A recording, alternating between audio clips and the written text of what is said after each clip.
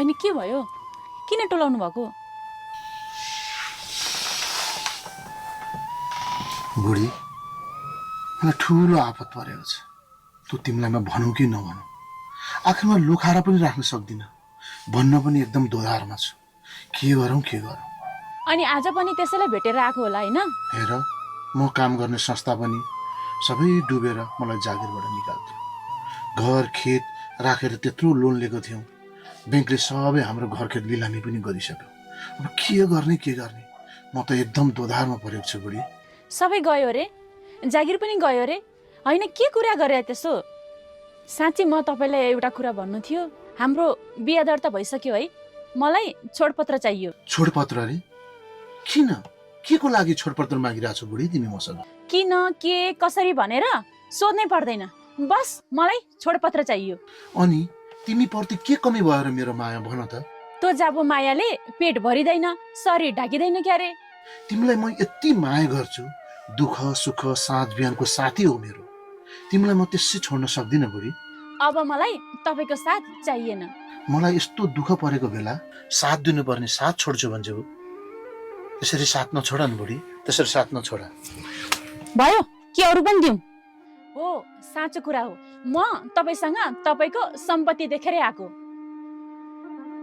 त्यो सारा सम्पत्ति आफ्नो नाममा बनाउला भन्ने सपना देखेको थिएँ। अब मलाई तपाईँको जागिर गइसकेपछि, सम्पत्ति गइसकेपछि तपाईँ किन चाहियो? सम्पत्तिको थुप्रोमा बसौँला भनेको मान्छे अब तपाईँको ऋणको भारी बोक्न सकिँदैन। मैले जागिर खाई तपाईँलाई पाल्नु पर्ने होइन? रानी बनेर बसौँला भनेर आएको त नोकर्नी पो बनाउन खोज्ने है मलाई। छोडपत्रको लागि अदालतमा मैले निवेदन दिइसकेको छु। तपाईँ पनि त्यहाँ गएर सही गरिदिनु होला। म सक्दिनँ, तपाईँसँग बस्न म सक्दिनँ। हो बुढी, तिम्रो बारेमा मलाई कसैले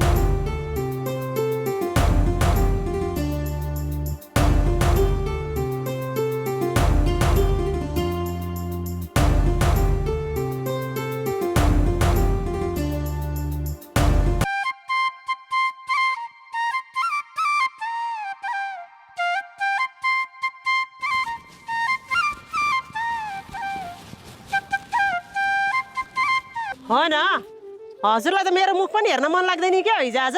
अब केलाई हेर्नु पर्यो त नि? जिन्दगीभरि साथ दिन्छु भनेर लिएर आउनु भयो, अनि अलि बिचमा छोडेर हिँड्नु भएन त? म तिमीदेखि त्यसै टारेको होइन, तिम्रो बेहोराले हो, बुझ्यौ? बेहोरा ठिक भएन अरे? के गरेँ मैले? हजुर जस्तै दायाँ बायाँ गरेर हिँडेँ मैले? तिमीले कहिले मलाई साथ दिएको छौ? दुःख सुखमा केही सहयोग गरेको छौ?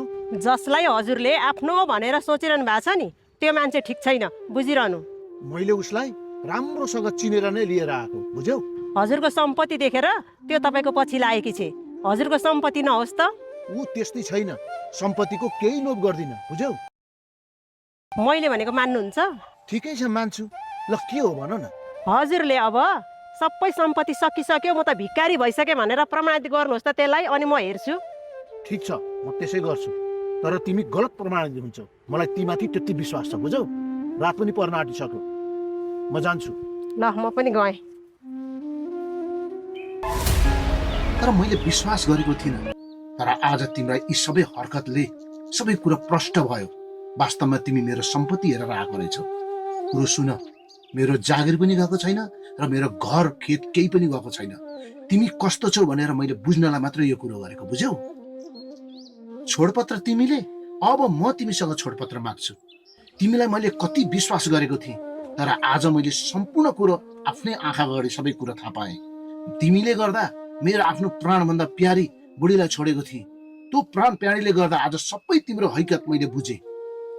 तिमीले मसँग छोडपत्र के माग्छौ? अब तिमीसँग म छोडपत्र माग्छु। छोडपत्र सँगसँगै मेरो सम्पत्तिको एक अंश पनि तिमीलाई दिन्न, बुझ्यौ? तिमीले गर्दा मेरी प्राणभन्दा प्यारी श्रीमतीलाई मैले त्यागेँ। उसैले गर्दा मेरो आज आँखा खुल्न गयो।